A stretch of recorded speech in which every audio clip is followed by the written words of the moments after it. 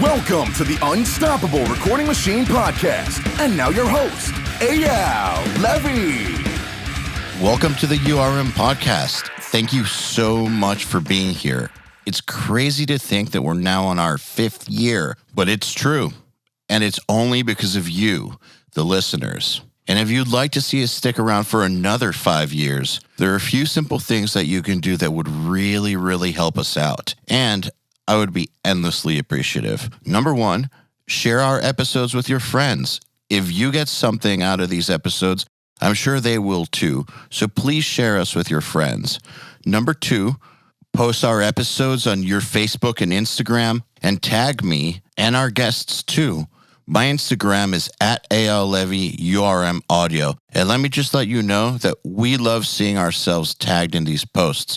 Who knows, we might even respond. And number 3, leave us reviews and 5 stars, please, anywhere you can.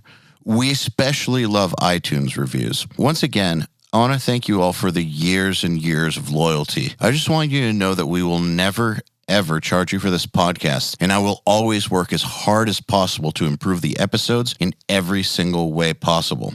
All I ask in return is a share, post, and a tag. Now let's get on with it. Hello, everybody. Welcome to the URM Podcast. If you've been listening for a few years, you know that around this time of year, I usually take a month or a month and a half off to refresh my brain.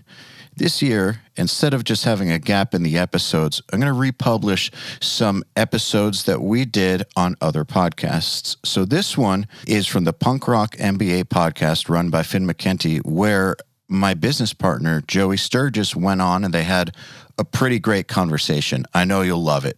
Here goes. Joey Sturgis, welcome to the podcast. Hey, Finn Mckenty, thank you very much. This is where I put on my podcast voice, like, hey, everybody, welcome back. Welcome to the URM podcast. Watch out for brake lights on the 405. Yep, love it. Well, we're all quarantined here, and just like we were talking about, I'm taking the opportunity to nail down a lot of busy people and get them on the podcast, and a lot of people have asked me to talk to you, and I am also going to make a video about you, so I figured this could be killing 2 birds with 1 stone. I can do my research for the video and also make a podcast, and then everybody wins. You see, this is why people say you're smart, because you do things like that. And I'm recording this podcast with JST Finality Advanced in my signal chain. So if you like the way this sounds, then head over to joeysturgistones.com and get yourself a copy of Finality Advanced.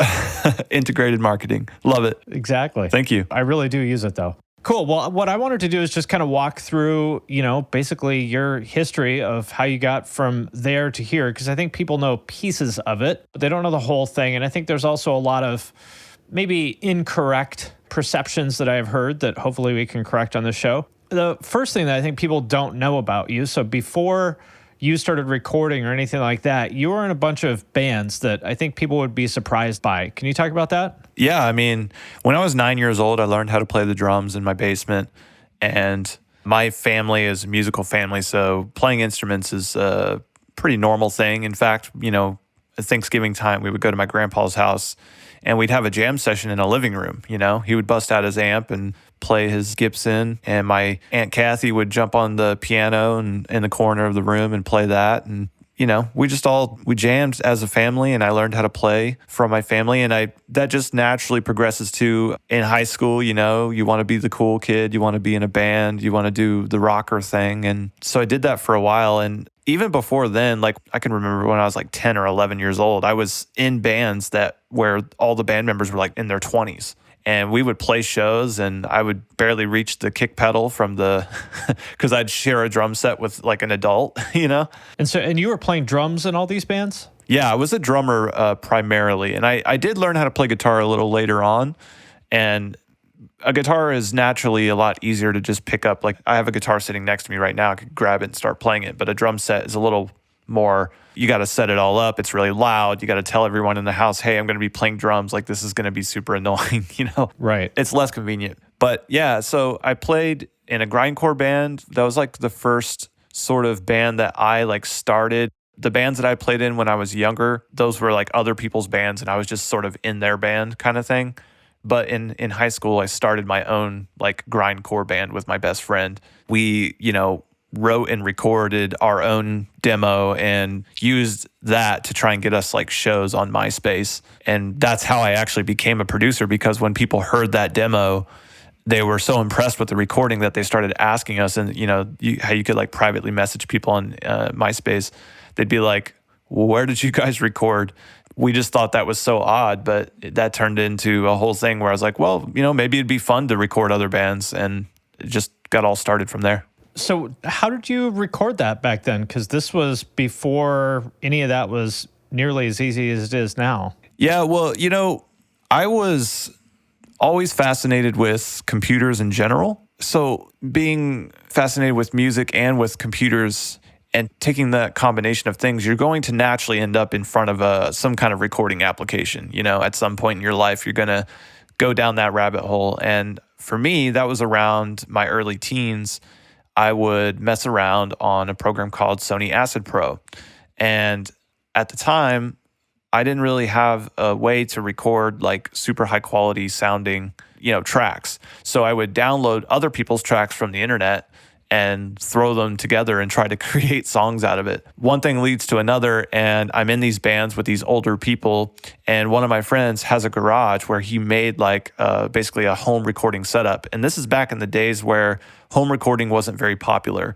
It wasn't like you could go to musiciansfriend.com and go buy like 4 or 5 things and then start recording. It was actually... So this is like 2005-ish or something? Yeah, like 2004, 2005. You had to buy like a PCI card with like this big freaking cable on the back of it that plugs to a like external unit, and it just wasn't as convenient as it is today. Those big like breakout boxes and all that stuff. Yeah, he had all that stuff, and he worked really weird hours. So I was a night owl, and I was like, dude, I know you're going to be asleep or you're going to be at work. Can I be in here like messing around with this stuff? Because he had cooler stuff than I did, basically. And he was like, sure. So he gave me the keys. By the way, I don't know if I mentioned, but this guy was like in my band. So it wasn't like super weird to ask him this. And so, yeah, I would go on there and he would record. So at that time, he was like recording some of his friends and stuff. So at night, I would open their sessions and I would do a save as so that I didn't mess up anything that they were doing, and basically make my own versions of the songs that they would record. I would do my own mixes. I would change, like sometimes I even changed parts, like messed around with it a lot. And got to the point where I created something that I thought was really awesome, and I showed it to them, and they were like, whoa, this is amazing. Could you actually like mix our record? And I was like, I don't really know what the hell I'm doing, but I'll give it a shot. And I mixed it and they loved it. And then it just kind of progressed from there. It got to the point where I was in a different band. And I was like, okay, now I have access to all this stuff. I'm in my new band. Let's record our own demo and let me mix and produce that whole thing. Well, what I love about that is that this is in Indiana, right? Yeah, Connorsville, Indiana, middle of nowhere. Bumfuck Indiana.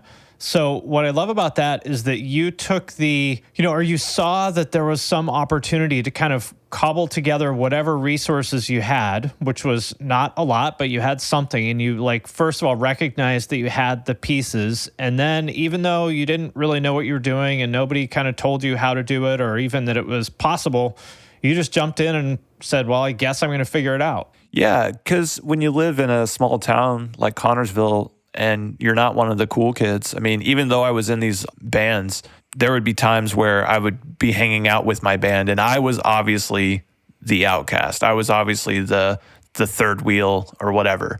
So it was something for me to really dig into other than video games. Like all I had basically was computers, video games, and music. And so this was a really cool way to take the only things that I really had interest in and combine them together. So I was really just kind of obsessive about it. I would just play around for hours and hours, inside the recording program because I just really didn't have any other choice. There's really nothing else for me to do. I could play video games endlessly, but that only has a certain level of productivity outcome. Can only do it so long. Yeah. You also made some of your own games back then, right? Yeah, that's like one of the corners of my triangle, I guess you could say.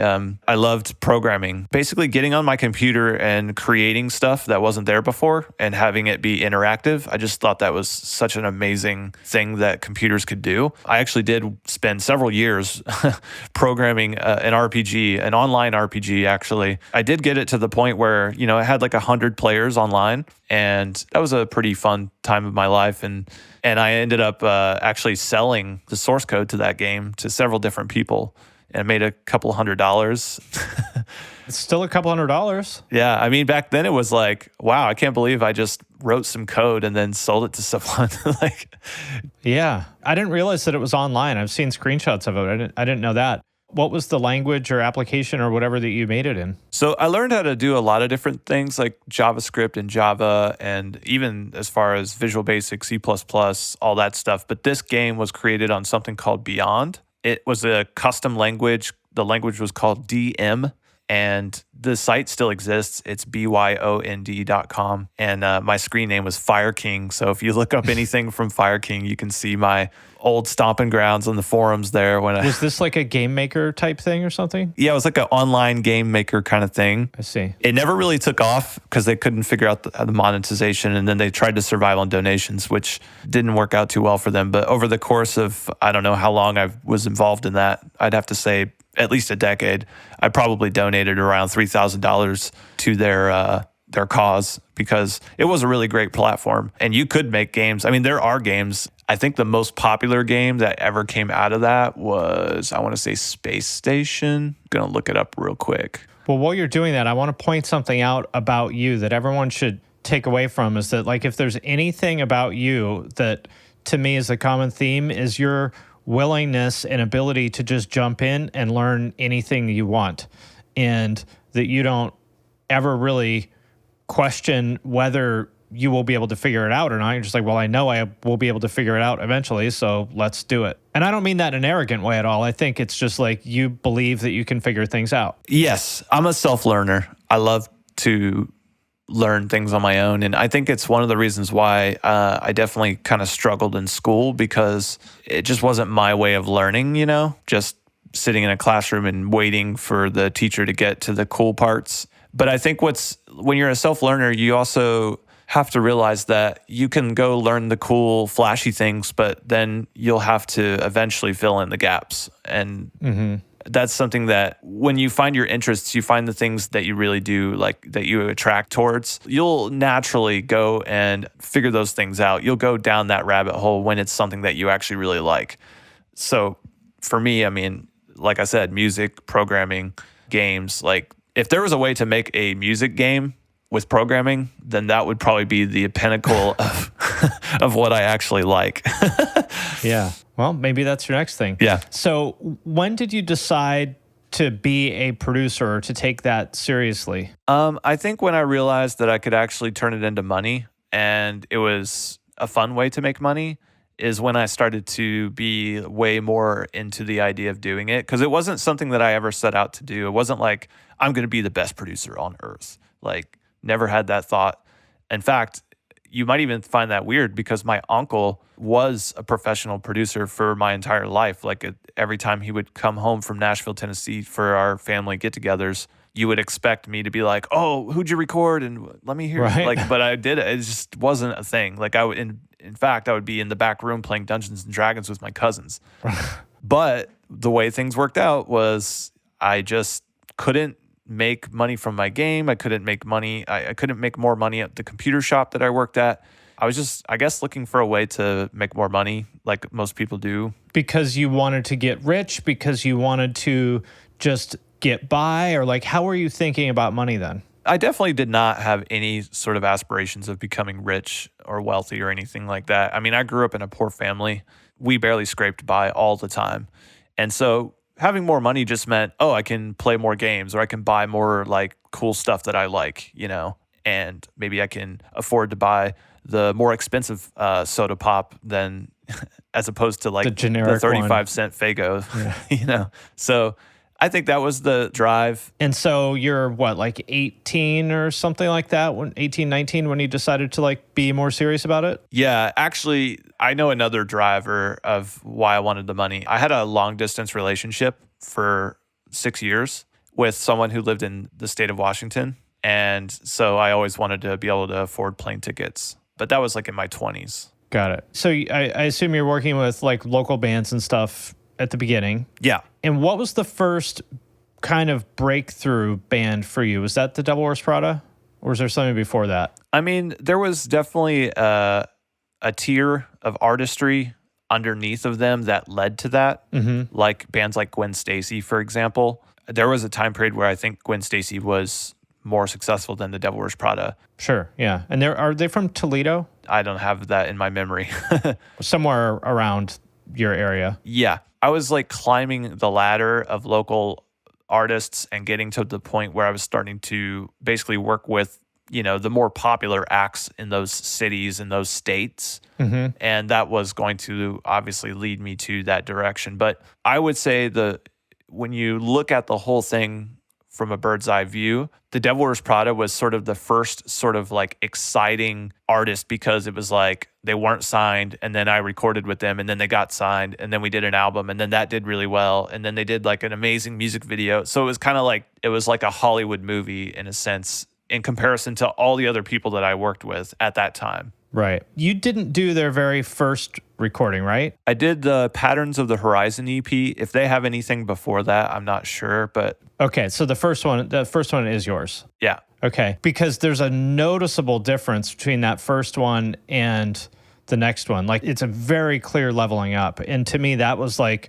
the first kind of modern sounding metalcore recording. And I think a lot of people felt the same. Like, oh, this sounds noticeably better than everything else. I had to step up. And there was a lot of time between those two albums because they had to basically go pound the pavement. I mean, there's pictures, I don't know if you could find them now, but they would take the CDs, they were burning the CDs themselves, they were putting them on the ground, and they were taking paint and like splattering paint on the CDs. And so that every single CD was a unique, different CD. And they were going out and, you know, peddling that CD and just putting it out there and getting it around, getting it distributed by hand on foot. And there's a lot of time between that and them getting signed and then us recording again, right? So they're doing all of that stuff. And while that's happening, I'm getting progressively better really, really rapidly because I'm working with all kinds of different artists with all kinds of different challenges and things like that. Also, they had a really high standard. I mean, they were just like pushing me to just, they could go work with someone who was way more established at that time. Chris Crummett, for example, was in talks to maybe work with them. And so I really had to like look at that and go, do I want to let this opportunity slip out of my hands, or do I want to really put the rubber to road and figure out how to improve myself and get to the level that these guys expect me to be at, so that when they do come in, like this will be, you know, a great record. And this was for Plagues? This was for the first album. Oh, okay. So even then there was like, they were hot enough that there was kind of competition to work with them. Yeah, because they would say things like, they'd be like, okay, Joey, like, we want to use like real amps and we want to use like 2 different heads. And so you got to figure out like how to mic that up. And some of these things weren't my choices. It was just like, they were sort of like dreaming of what they wanted to do. And I just had to figure out how to make it work. But they were like kids, right? I mean, they were even younger than you. We were all kids. They were younger than me for sure. But it was the good old days where you were in the garage, like in the middle of nowhere, just like they just got these brand new amps and they were so stoked about them. And they wanted to like, because you got to use it. I mean, we paid for it. We've got to use it in the studio. As I recall, you kind of had your eye on them and really put in the work to land them as a client. Is that right? Yeah. So this is like one of the best rejection stories of all time. Before you tell it, why did you have your eye on them? Like, what made you go, I need to work with those guys? So it all began with, there was this band that I was in called Coraline, and they had just lost their drummer. I can't remember why. I think he wanted to do something else. And I saw this as an opportunity to be a part of like basically the coolest band in the area. And we would play these shows at this coffee shop, which was right across the street from where we practiced. So it was funny because we would, you know, I would have to pick up the drum set, carry it down the stairs, walk across the street, go up the stairs and put it in the coffee shop. Right. And these were not like normal coffee shop shows. Like these are coffee shop shows where people are doing like the spin kicks and things like, It was such a wild, like little era there where there's shows like that happening in the middle of nowhere in the Midwest with all these little like regional bands that were just had this crazy following. Yeah. We played this show, and every single time we would play a show, I would go to the coffee shop and look at the flyer to see who was going to be at that show. And I look at this flyer and I see a band called The Devil Wears Prada. And I remember it being a thing because like people were like, Joey, did you see like who's going to play? And I was like, no, who is it going to be? And they'd be like, oh, it's this band called The Devil Wears Prada. And we were all like, yeah, what a weird band name. Meanwhile, our band's called Coraline, but right. Anyway, they come and they play the show. We are watching their set, and I just remember being like blown away. I was just like, oh, these guys are doing something that is crazy that I've never seen before. That's just, I don't know. It was just wild. And so after their set, I go up to them and I'm like introducing myself. I'm like, hey, I'm Joey. Like I was a drummer in Coraline, but I also record bands back in Connersville, Indiana. I'd love to like show you some stuff that I recorded. And I showed them like a Coraline song that I did. I just remember them being like, that's awesome. Sounds really cool. But, we're actually really more interested in like learning how to record ourselves. And so they like basically politely rejected me. Thanks, but no thanks. Yeah, thanks, but no thanks. And I couldn't get it out of my head that I needed to record this band. And it was just kind of a gut thing. It was just like, I think at the time I looked at it as a way for me to be like, to show that I could do a lot more than the local Connersville rock band or the local, I would record these high school students and they just didn't know what they were doing. So I didn't have like a professional portfolio to really show what I was actually capable of. So you're like, these guys are on another level. I know that I can do an awesome job of recording them. I need to make this happen. Yeah. And so what I did, I just came up with the idea that I'm going to basically email them once a week. And I'm going to always tell them how I'm progressing. And I'm going to do it in different ways. Like maybe one week I'm like, hey guys, just wanted to check in. Hope you guys are doing well. I just finished recording this band. Here, go check them out. By the way, I just got this brand new like orchestra software that I can make like string sounds sound more realistic. And I knew that they had like an interest in audio production because they were wanting to record themselves. So I guess I was just in those emails, I was just always trying to be like, I'm better than you guys. You should come work with me. Like I know what I'm talking about. I'm getting new microphones. I'm getting new software and trying to do it at a rate that was quicker than they would be able to do it. So you picked up on the fact that the thing they were like passionate about was like the craft of audio, and you wanted to show them that you were equally as passionate, but also leveling out faster than they could because they were in a band and you were focused on production. Exactly. Yep. Even that wasn't really enough to convince them. I think the tipping point was, so I was doing all of that, and I think I ended up doing that for like 6 months or something before they did, agreed to work with me. But then the tipping point was I offered to do their entire EP for like $80, which was basically just enough money for me to cover whatever the rent would be. Like I broke the rent down. I think I was paying like $500 a month, and I broke that down into how much money would it cost like each day or some kind of thing. Like $80. Wow. Yeah, it was like laughable to the point where I was like, if they say no to this, then it's just really not going to happen.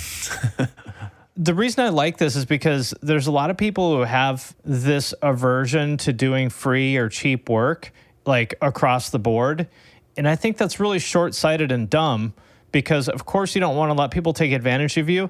But this is a perfect example of when it's in your long-term best interest to, give up the short-term payday, because look what it did for the rest of your career to have this on your resume. I think you have to definitely have a level of like intuition about your clients. Like you don't want to do a free or cheap product for someone who seems like they just really are all over the place and they have no idea of what they're going to do after this. Like, let's say you're a designer and you're doing logos for brands and somebody comes to you and is like, I'm starting a new brand, and they just seem a little bit like they're in the clouds.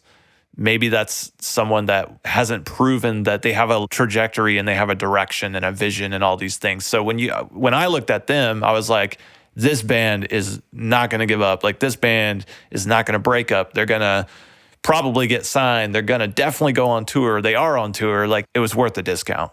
Yeah. And the other thing I like there is the idea of hitching your wagon to the winning horse, which I think is really smart. Yeah. Like, you identified them as a winning horse and you're like, I need to be part of this because this is going to bring me along too. I could see, where they were going and what they were doing. And then, when you're working with them, you could also see, like, I could just tell, oh, this band they were telling me their plans. They were telling me, how they planned to, potentially get signed. And sometimes they would, I think I can remember, my memory is a little hazy, but I think I remember them coming in one day and we were like doing guitar overdubs or something. And they were like, yeah, man, we're talking to like this manager and we got some interest from, these different labels. When I'm hearing those things, I'm thinking, this is awesome. Like, I'm in the right lane. I'm in the right vehicle. And I also knew that if they did choose to do the record with me, that I would be able to charge more.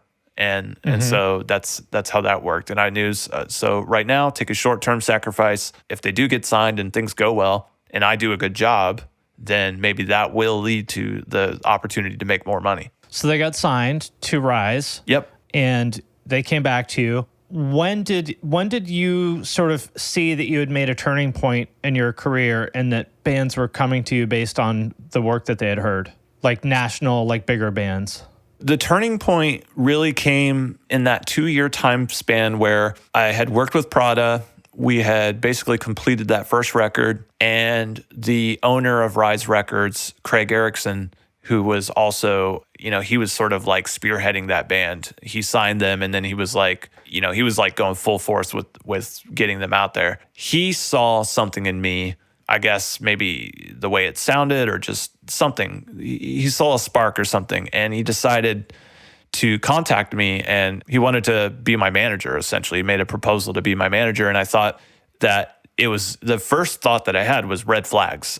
I was like, I've only heard bad things about managers. And from bands complaining about them? Well, just my parents raised me to be very cautious about a lot of things. And I think there's a stigma around managers in general when it comes to the music business. And my dad, he was in the music business for years.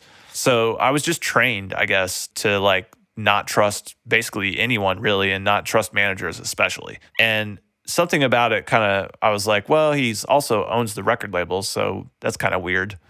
So I was a little naive to it. But what I decided to do with this opportunity is I was like, I'm going to do something with this in my own way. I'm going to come up with basically a demand letter that says, here are the 10 things I demand from you, then you can be my manager. And what were some of those things? Things like, I want to work with Adam D. I want to do a Metal Blade record. I want to make like a certain amount of money by a certain time period. I want to own my own home, like just kind of things like that. And when I gave it to him, he just was like, yep, we'll make all this happen. How many of those things did end up happening? All of them. That's amazing. Yeah, that's the beginning of our working relationship. Also, no contract. Basically, never met the guy, just a verbal agreement on the phone. And whenever it was time for him to get paid, he would send me an email and said, here's the bands, here's the amount that they paid, and here's what my 10% comes out to. Send me a check. And I did. This was when, 2006 or 7? Yeah. And that's what kind of opened up the floodgates. That's when everything exploded, because it was a lot of things happening at the same time. Number one, you had Rise starting to explode. Number two, you had the metalcore movement sort of really taking off. And number three, you had a lot of advancements in home recording and audio production technology. And four, you had me sort of having these crazy bands come in and say, hey, I want to put like an orchestra part over a breakdown.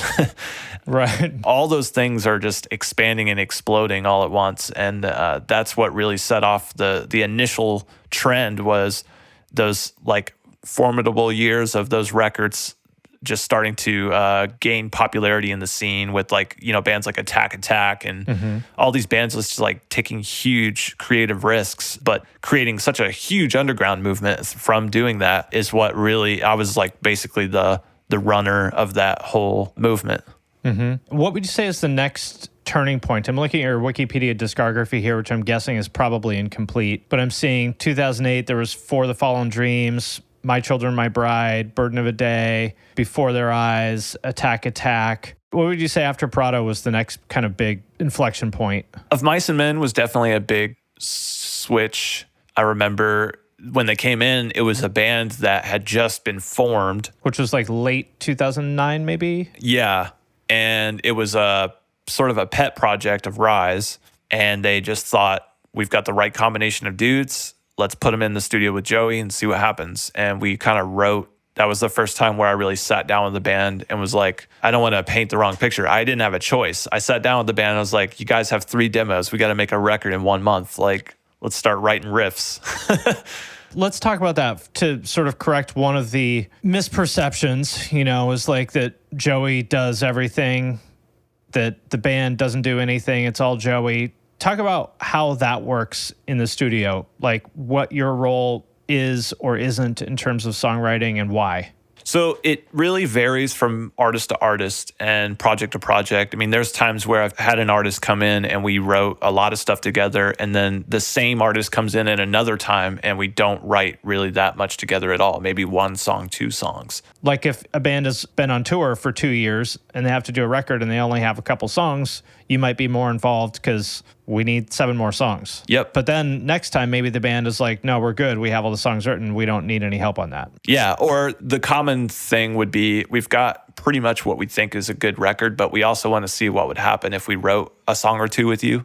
And sometimes those songs would get canned, and other times they would be the singles, and other times they would just go on the record. So it's really like, you're talking about 100 albums that I worked on, and they all have different scenarios. But in general, though, I would say that most of the time I was really doing everything. I was doing all the engineering, all the editing, all the producing, all the mixing, the mastering, sometimes even the writing. And you can only do that for so long until you're like, this is exhausting, I need help. And then you start to bring in other editors so that you don't have to do the editing anymore. And then that goes pretty well for a while. And then you're like, okay, this is a lot of tracking work that I need to be doing. So let me bring in like another engineer to help me lift some of those things. And slowly over time, you build a team that you can lean on. I would say that around that time, like 2009, is when your sound really came together. Like in 2008 with like Attack and stuff, it was definitely getting there, but it was still a little rough around the edges. I think 2009 is when it started to sound like really, really, really slick. Yeah, I started to learn a lot more about editing. For example, I think up to that point, I really didn't know how to edit vocals. Like the Attack record was a rough one because they wanted their vocals to sound really edited. They want that T-Pain sound, and I had to like kind of figure out how to do it. So there was that example. And then once I kind of knew how to tune vocals, I really kind of didn't know how to like change the timing of the vocals.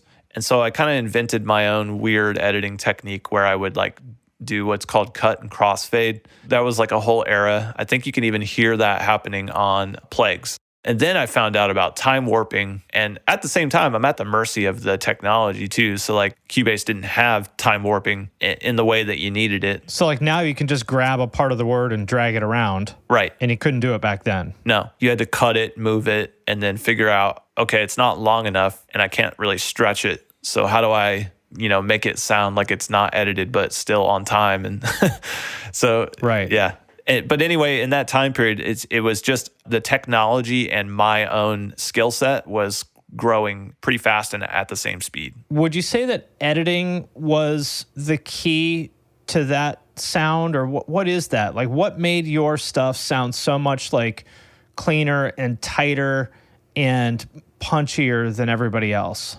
I think it's 2 things. One, you definitely have editing, because editing is also deciding what to keep and what to like not keep, I guess, in a way. Think of it like this. Let's say you have a band and you stick a microphone in front of them and they play a song and it sounds great and you record that.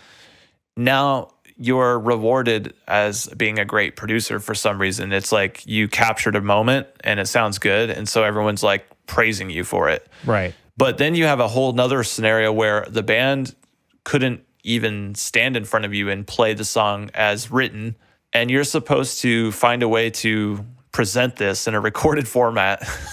And you can't just let it go out and be shitty because your name's on it. Yeah. Plus, because it's kind of And you don't want to. Yeah, it's like a thing when you're like, if you're a designer and you have a standard, right? Like, and it's not just because you want people to look at you as a good designer. It's just like, no, that looks like crap. That just looks crappy. I want to fix it. Right. That's how I felt. Like, I would hear a guitar part and I'd be like, it sounds bad. Like, what are you doing? And I'd look at their hands and I'd be like, oh, your finger's touching that string. Like, stop doing that. Like, so I think there was a level of attention to detail that I had where I was really putting all of this stuff under a microscope to like an insane degree. And then also the editing got better. Like, I learned how to work with artists in a way that didn't make them feel like I was completely butchering everything they were giving me. But I was also still learning how to accomplish, how do I make this actually sound the way that I think it should sound, which is almost perfect, Yeah. The editing helped me do that. And then just being a Nazi when it comes to looking at everything under a microscope. Yeah. And the reason I mention that is because as I found out from working with lots of producers and stuff at Creative Live, like your level of, I don't want to say attention to detail because everyone pays attention to detail, but like your willingness to like adjust everything to like the sample perfect level was just different than everybody else's. When I first learned how to essentially record a whole song, I remember thinking to myself, how do, people that make these records, how do they do it? Like, how are they making that kick sound so amazing? And I remember telling myself over and over again, surely they're not working with each individual kick drum. Surely they're not, and over time, they can't possibly be aligning every single snare hit. There's thousands of those on an album.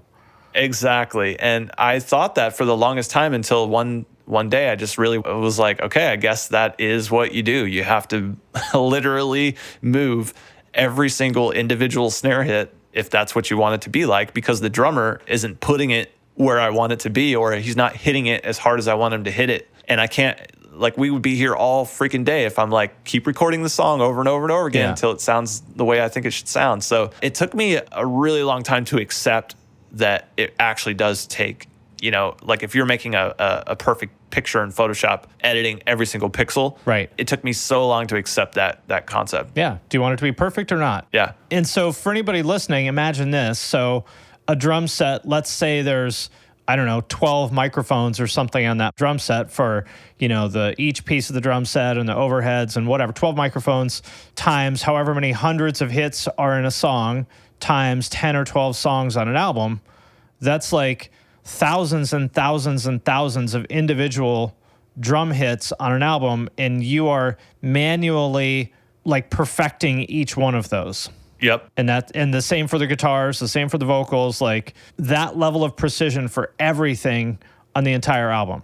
Yep, straight up. In the beginning, not at all, but that's what it progressed to. It got to the point where I would control every single note, every single chord, every single hit, every single consonant, every syllable. That was the level of control and detail that I was putting into my work. And I think that's a really important thing for people to understand, not just in recording. I mean, in anything, like if you want to truly hold yourself to the highest standard, like you may have to do that. You may have to touch every single fucking pixel of every frame, and that's just the way it is. And maybe you decide you don't want to, but maybe that's what you have to do. Once you commit to accepting that, then it becomes, all right, time to execute. Here we go. Yeah. Here we go. Let's do it. And then when all you're left with is execution and time, then you just do it. What else am I going to do? Sit around and go back to playing video games? Like, right. Yeah. The drums aren't going to edit themselves.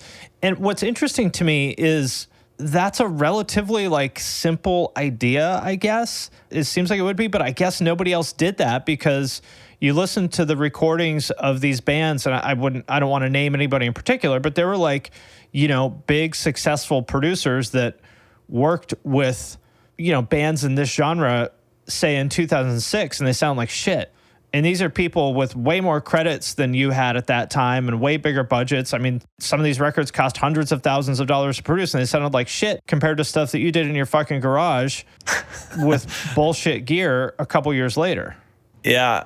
I don't know if I have the best explanation for that, but I could at least key it into a few points. One would be, I think there was that era of everyone trying to transition off of analog into digital, and there was definitely a lot of resistance to that idea. I think you also had a resistance level from the artists themselves not wanting to really be edited. It was like a cool thing to be like, yeah, we did our whole record. It's like there's not edits on it. Like, people love to wear that badge of honor, essentially. And they still do. And they like to have pride in their art. And at the end of the day, too, it's art, right? So isn't it weird to have a scientist come and correct your painting, I guess, in a way? Right. So you have a lot of that working against you.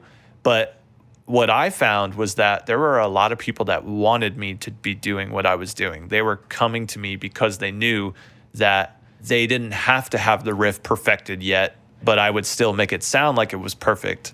And that definitely made me a lot of money. And then that was also a very controversial thing for me to deal with, because there was a lot of people in the industry who looked at what I did and hated it or thought that I was a joke. I basically dealt with all of the possible hate that could come along with doing what I did. I want to also give people an idea of what kind of circumstances you were working in. Was this like a big fancy studio like you would see in the Metallica documentary, or what were you working with in, say, 2009 when you did, like, in 2009 you did Oceano, Prada, Miss May I, Crimson Armada, Color Morale, Asking Alexandria, We Came as Romans, Of Mice and Men. Like, that was a fucking insane year. Yeah. What was your setup like then? So that was the year that I essentially transitioned fully from the garage to my house. And that was my first house that I had in Connersville, Indiana. So before then, this is actually another big part of why my sound progressed. So before then, I was mixing and recording and doing everything inside of my friend's garage, like I said earlier. And the area where the computer and the monitors was in this little room that was like, let's just say it was about 4.5 feet by like 15 feet. This is the place that's in the Attack studio updates, right? Yeah. And so it's a really weird setup because the short side of it, like the 4.5 foot length, is where the monitors are in front of me, and then behind me is a wall. Like if you were to back your chair up, you'd hit the wall like almost immediately.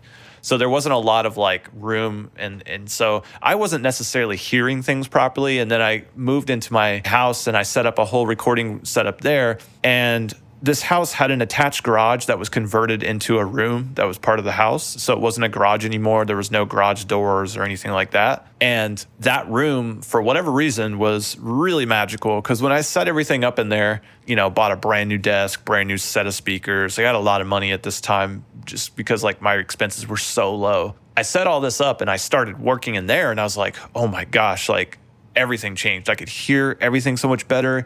I had a better grasp of like how to react to what I was working with on an audio level. And my speakers I went from a $250 pair of speakers to like a $1,000 pair of speakers, right? You were on like KRKs or something before? I was on Behringer Truths 2032s or 2022s or something like that. 2030s, actually, I think is what it's called. And I went up to the Atom A7s. Got it. Then I upgraded again to Atom A7Xs a little after that. But yeah, that basically, being able to move out to my house, have a place for the bands to live, sharing the living space with them, and then just working all day long and not being in that garage environment, along with new plugins, new drum samples, like all the new things. That was really the big level up, was all of those things combined. Got it. And this is where I feel like the Joey factory really like was in just full fucking production mode. So 2010, I see here,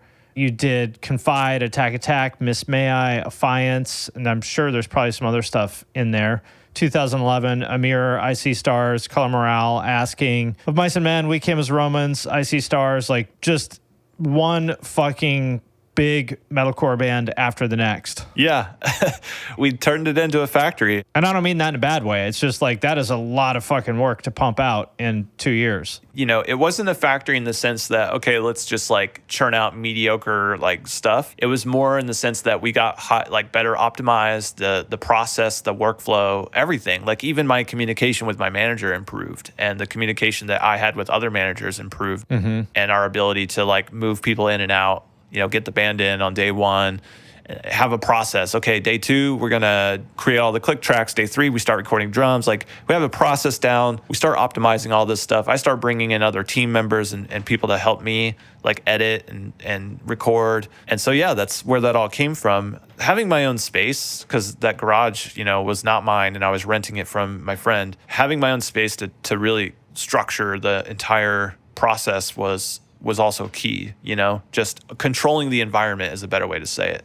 And for anybody who thinks that all that stuff sounded the same, how much of that is because you wanted everything to sound the same? How much of it is because the bands came to you and said, we like what you did for this other band, make it sound like that? Talk about that. There's a little bit of when you're a producer, at least for me, one of the things that I obsessed over was like the kick and snare sound, right? And I still obsess over it today. And there's very few times where I hear a kick and snare and I go, man, I love that kick and snare sound. I'm just so picky about it. And I don't know why, but I just am. I mean, I would say those are the two, like, if those sound shitty, you can't have a good recording, no matter how good everything else sounds. Yeah. This is what Billy Decker says. He says, kick drums sell records. Like, you have a good kick sound, man, that thing is just going to rock. So as a producer, you go and try and basically you're setting your own record every day. Like, you come into the studio and you're like, can I beat my best kick sound that I've ever made? And you get to the point where you kind of want to just like use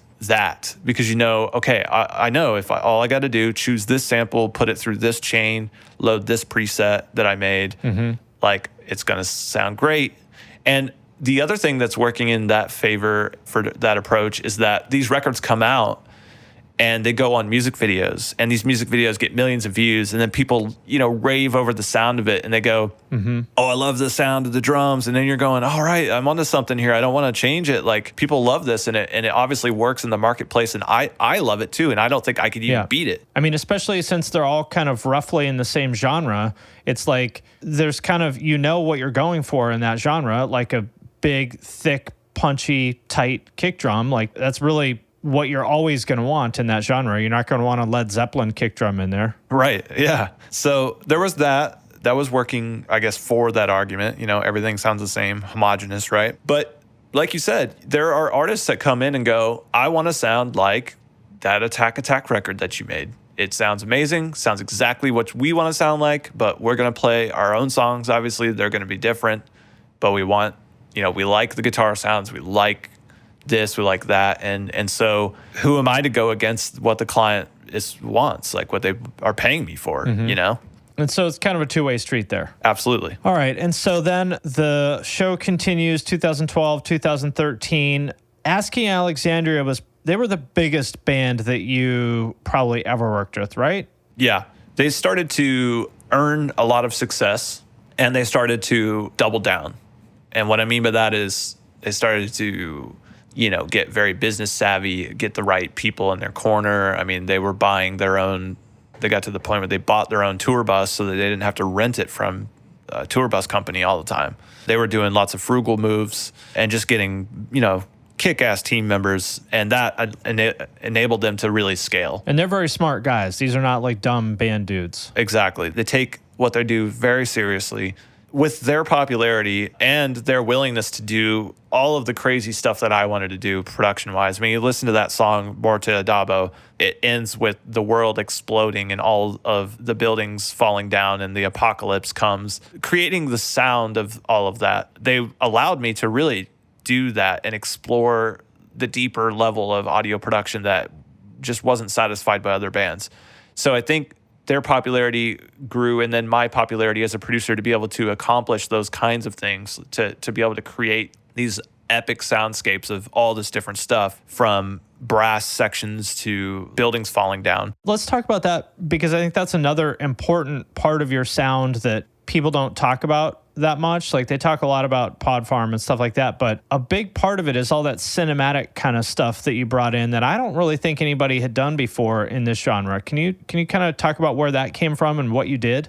I think it was a natural progression of, you record a band and we come up with an idea to put like an orchestra part in a song and it sounds epic, right? And then the natural progression is, okay, well, I can do that like once or twice a record. So then the next record comes along and you do that thing, and it's easier to do now because you've done it before.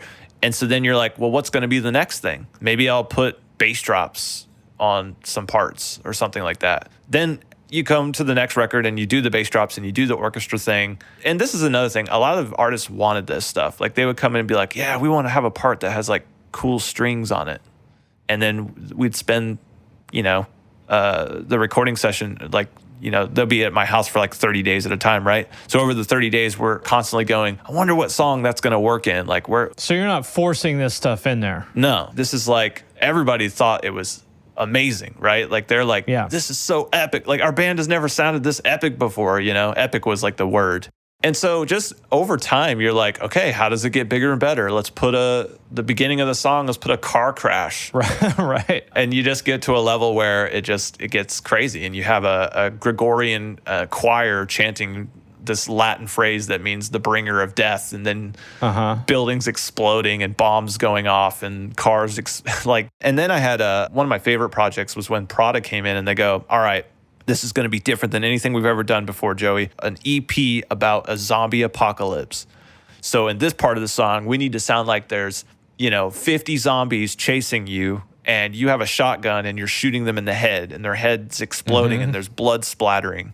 And I'm like, okay, how do I do this? And we did it. We figured it out. Yeah. So one other thing, specific kind of technical thing, you have always done a lot of mastering, which is, at least I think back then was pretty unusual. Is that right? Yeah. And talk about what exactly that is for anybody who might not be familiar and why that's so important to your sound. So mastering is sort of sometimes regarded as like the dark arts of audio production. A lot of people don't even know what it is, and it's kind of funny. But when I began, I had no clue what mastering was. I thought it was just like maybe a weird technical part of the process where like you create a certain file that goes to like a mastering plant where they can duplicate it onto CDs or something. I didn't understand what it really was. And famously didn't get to master that first Prada record. Chris Crummett actually mastered it because I didn't know what I was doing. That experience led to me being like, I don't want that to ever happen to me again, because I felt really dumb in that moment. I felt like I should know how to master, but I didn't. And so I took it upon myself to essentially find this software. I found Isotope Ozone. And back then, using software like Isotope was a joke in the eyes of like the old school audio people. Yeah, because a lot of people looked at mastering as like, you need these $50,000 like analog processors that you run the audio through, and you need like a specialized floating room. Yeah. So that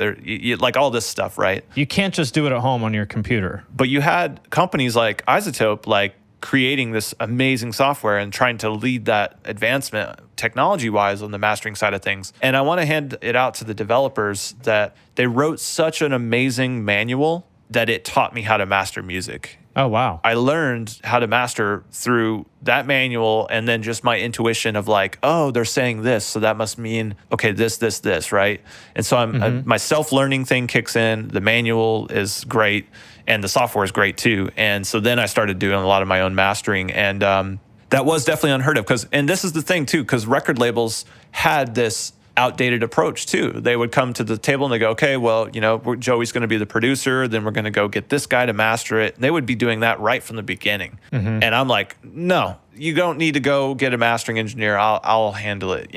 There was a few years of me definitely having to be like, I'll master it, and if you don't like it, obviously you can go hire somebody else. Did you want to master it just because you wanted to have complete control? There was a couple things going on there. There was one thing where I didn't want to hand it off to someone else and then have them have the full freedom to basically do whatever they wanted to my work. I didn't like that. The second part of it was I basically didn't know if what I was doing was correct. And so I was a little scared to be like, here's my mix that's unmastered. Yeah. They're like, what the fuck are you doing? Right. So I had some insecurities there, but I also was just like, I want my name to be the only name in the credits. Like, this album was created by Joey Sturgis. So like if your sound was kind of defined by being the tightest, punchiest, like most aggressive kind of sound, why was mastering such an important part of that? So mastering is what's going to control the final frequency balance, EQ balance. Like when you're mastering, you're basically deciding, okay, how trebly do I want this to be? How bassy do I want this to be? What's the mid range like? You're also controlling, is there a lot of movement? Like, what are the dynamics like? Are the loud parts really loud and the soft parts really soft? Or is there less of a contrast between those two things? The mastering has like the most control over the final product in a sense. And so being able to have the control over that is like I don't have to go, if I'm handing it out to someone else, I don't have to hope that they make it aggressive because I can be like, no, I want this to specifically be distorted. You did a lot of things that were kind of against the rules of mastering. Like we were talking about this a while ago when I was writing my Attack video, I downloaded Someday Came Suddenly and I was like, holy fuck, this is loud. This was an important part of the MySpace era. People wanted to have the loudest recording. They wanted it to be louder than everyone else's so that when that song came on, it was like, whoa, yeah, something is going on here. And I was into it. I was like, hell yeah, let's have, because the competitive producer in me wanted to have the loudest master, a louder master than anybody else that was able to do it and have it not, I wanted it to be loud, but not destroy the mix or destroy the production. And so by being able to like produce it and master it, you have total control so that you can kind of make those decisions in a way that fulfills your creative visions. And if someone else was mastering it, they wouldn't necessarily know what your intent was. Yep. It's interesting to me that there's this, I don't know, this part of the music world that's obsessed with dynamic range that thinks it's just so bad to have like a slammed master, and they'll, sometimes they'll remaster something and be like, see how much worse it sounds when it's slammed. And I'm always like, actually, that sounds way better to me. There's definitely some science behind it. Like if you do have something that has more dynamic range and you put it on a really nice set of speakers and you turn the volume up just a little more than you normally would, it does create a cool real life punchiness that's happening in your room, like with those speakers. How about if you're listening to it on a compact computer speaker from the MySpace player in 2009? That's exactly right. So the consumption model changed. You didn't have people sitting down in front of their record player and playing it on these hi-fi fidelity systems. You had people listening to it on computer speakers, essentially. I was part of the computer speaker consumption era.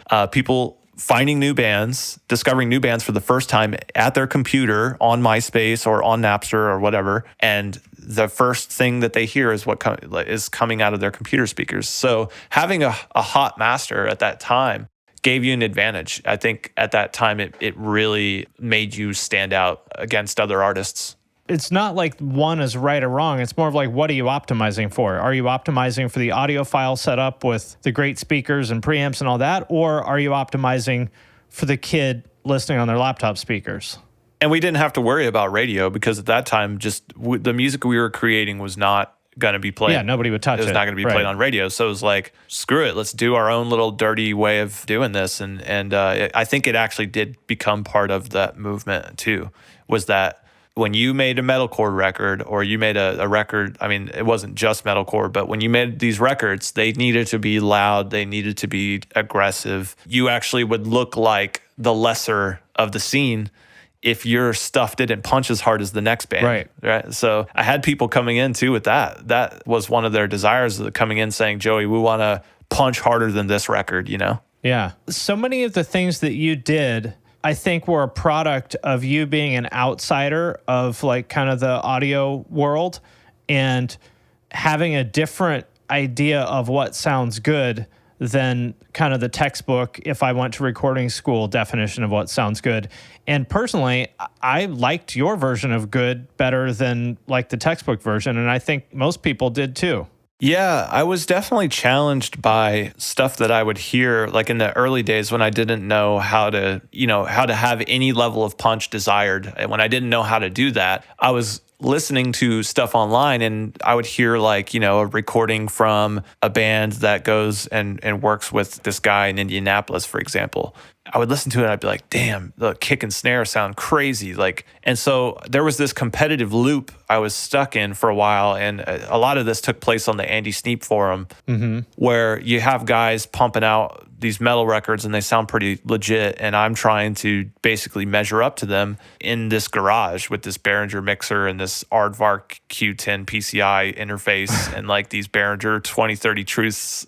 Like, it was like, I think I had to learn through that process. I learned how to do so many different things that I could manipulate audio to do whatever I wanted it to do, whether I had the gear to make it easy or not. As that progressed and evolved, that turned into me being able to basically beat those records because I found ways to do it. I mean, the fact that you, for example, used amp sims, when you did, now everyone uses them and it's fine. But even just the fact that you used amp sims that back then made people really angry. I saw it as a way to have less variables. I was like, if you want to make the most impact or punchy recording, you can't have all these things in your way, which is having a microphone that is on a stand, and no matter how tight you tighten it, it still moves millimeters every day, which changes your tone drastically. And so I look at that going, how am I supposed to make a record that's going to kick all these Andy Sneap forum producers' records' asses if my microphone moves a few millimeters every day and the drummer doesn't hit the kick drum hard enough and the vocalist like loses his voice and all the variables coming into play. So I learned how to get over those variables through things like, okay, we're going to use amp sims because guess what? Every time you play that drop D open chord through this amp sim, it's going to sound exactly like a drop D open chord, and it'll have a predictable sound. So we can rely on it throughout the recording process to not be one of the variables that slows us down or takes us away from having that punchy record that we want. Okay, so getting back to kind of the career arc, I wanted to touch on that technical stuff because I think it's really important for people to understand kind of where that sound came from. So that brings us to like 2013. You were still pretty active then. You did Chunk, Attila, Bless the Fall, Born of Osiris, Danger Kids, I See Stars. But then in 2014 and 15, you really slowed down. What was that all about? So I think I started to reach a point of frustration and that came from, this is hindsight, right? So at the time I had no idea why I was feeling this way. But hindsight is I wasn't being challenged. Challenged to me was, okay, can I record 3 bands at the same time? And then try and triple my income. Like that was like the challenge that I was trying to create for myself. And then the industry would push back and be like, Joey, you can't do this. Like you can't have Amir and Crown the Empire in the same studio and staying in 2 different hotels. Like this is madness. Like how is this going to work? And people just kind of not trusting my ability to do that, which I thought I could handle it just fine. I had a big team at the time. So basically, I moved to Michigan. I did the whole thing where I continued to live with the band. At this time, I had who's now my wife. She was my girlfriend, and we were living together, and we were living with the band. She was a nurse, so she would wake up super early. If the band is up late, partying and being loud, she's going to be cranky that day, and it's going to kind of ruin the whole vibe. Like I'm going to be in a weird state and a weird mood. And so my ability to produce and focus on the music is weird. And also there's a lot of drama because basically we moved into a giant house and we had a huge team living there. And this is the place you live now, your cabin? This is before the cabin. This is this is a different spot. This is what we call the mansion. If for those of you listening and you've followed some of my story, I rented a mansion for a year and it was... Oh, I remember this. Yeah, it was super dumb, but it was also really cool. It was really cool too. So you had the drama of like, okay, you've got the intern who leaves a bag of potatoes in one of the cabinets and then one day it turns into maggots and you're like, okay, well, I got to deal with that. Then you've got the engineer who's getting bored and he's like dating all these random girls and he's bringing them to this mansion. And it's like, okay, that's a whole thing I'm dealing with. And then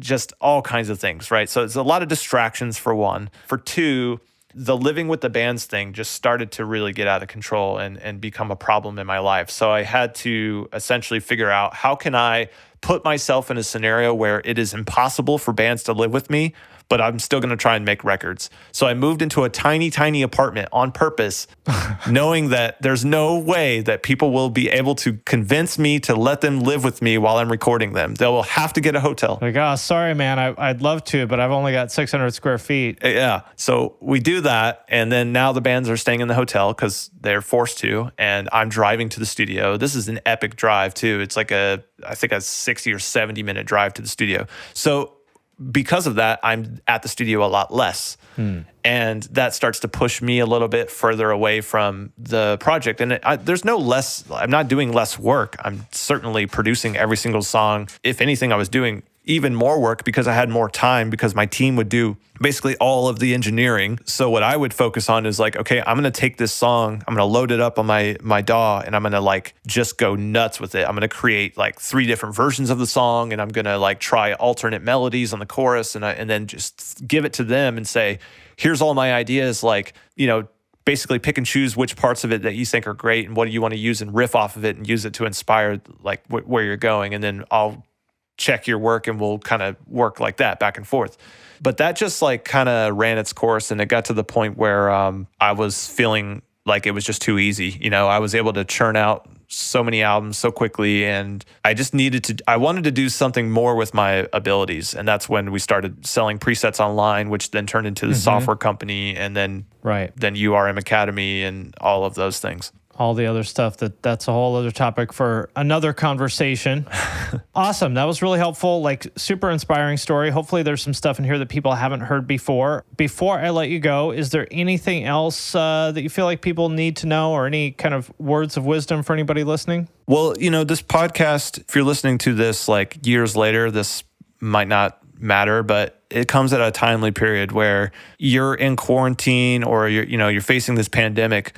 This is very similar to my formidable years. I sat in a room in front of a computer for days, years at a time, reading web pages, programming video games, figuring out the things that would become my superpowers and turn me into who I am today. And so I would look at this as an opportunity to just hunker down on something and turn on your self-learning ability and turn that into something where you do all the research you can, and take all this time to turn this pandemic into an opportunity where you might stumble onto a new trend or a new thing that you didn't have time to face otherwise, and that could turn into something really big. And I think that's just an inspiring way I'd like to end this. Well, let me piggyback one thing on there that I meant to mention earlier.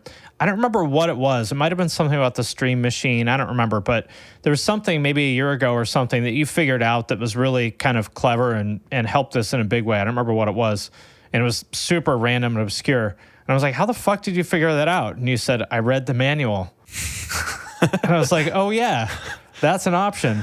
And I guess what you said that made me think about that is like, you know, that you learned how to master from reading the isotope manual, the ozone manual.